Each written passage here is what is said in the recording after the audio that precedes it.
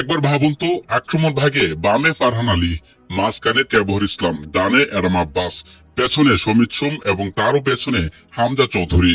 Thomas টুলির ঘটিত এই transition line up প্রতিপক্ষের জন্য কতটা মারাত্মক হতে পারে। শুধু সেরা একাদশী নয়, বেঞ্চও থাকছে দারুণ চমক। ডোনাল্ড সুলিভান ও ডেক্লান সুলিভানের মতো অ্যাডভান্স প্লেয়াররা বেঞ্চ থেকে নেমে যে কোনো মুহূর্তেই প্রতিপক্ষের রক্ষণভাগ চুরমার করে দিতে সক্ষম, যা প্রতিপক্ষের জন্য হতে পারে আতঙ্কের আরেক নাম। স্পেনের বিশ্বজয়ের মাধ্যমে শেষ হলো এবারের 2026 বিশ্বকাপ। তবে বিশ্বকাপ শেষ হলেও সামনেই অপেক্ষা করছে 68 দলের বিশাল 2030 বিশ্বকাপ, যেখানে অংশ নেওয়ার এক মোক্ষম সুযোগ থাকছে লাল সবুজেরও। আর তারই ধারাবাহিকতায় বাংলাদেশ টিমকে নতুন করে ঢেলে সাজাতে যাচ্ছেন নতুন কোচ থমাস ডুলি। বিশ্বের বিভিন্ন প্রান্তে ছড়িয়ে থাকা অরিজিন বাংলাদেশি বংশোদ্ভূত প্লেয়ারদের নিয়ে তিনি গড়তে চান অপরাজয়ে এক দল।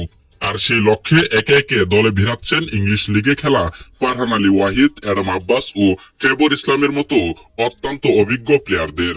স্বপ্ন একটাই, মাত্র 1,58,000 জনসংখ্যার দেশ কুরাসাওয়ের মতো বিশ্ব মঞ্চে চমক দেখাতে চাই বাংলাদেশও। আর পারবেই বা না কেন, 5 লাখ জনসংখ্যার দেশ কেপ ভার্দে যদি আর্জেন্টিনার মতো দলকে কাঁপিয়ে দিতে পারে, তাহলে বাংলাদেশও পারবে বিশ্বকাপে এমন একটা চমক দেখাতে। তবে এই পথ অনেক দূরের।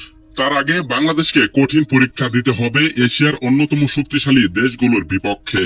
আর সেই পথে কতটা উত্তীর্ণ হওয়া যাবে তার প্রথম নমুনা দেখা যাবে দীর্ঘ 8 বছর পর অনুষ্ঠিত হতে যাওয়া এবারের সাব চ্যাম্পিয়নশিপে।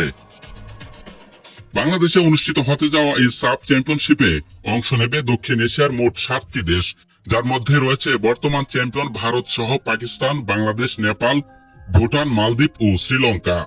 আগামী 1 আগস্ট ভুটানের থিম্পুতে অফিসিয়াল ড্রয়ের মাধ্যমে টুর্নামেন্টের গ্রুপ ও ফিকচার চূড়ান্ত করা হবে।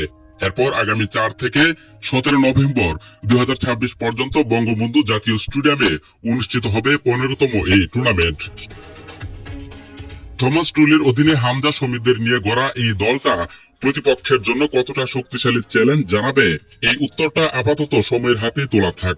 তবে লাল সবুজের প্রতিনিধিত্ব করতে যে শুধু হামজা বা জামাল ভুঁইয়ারাই নয়, কাঁধে কাঁধ মিলিয়ে লড়াই করতে আসছে ফারহান আলী ওয়াহিদ, ট্রেভর ইসলাম ও অ্যাডাম আব্বাসের মতো অরিজিন প্লেয়াররা, যাদের হাত ধরে আজ বিশ্বজয়ের স্বপ্ন দেখতে শুরু করেছে বাংলাদেশের কোটি কোটি ফুটবল প্রেমী।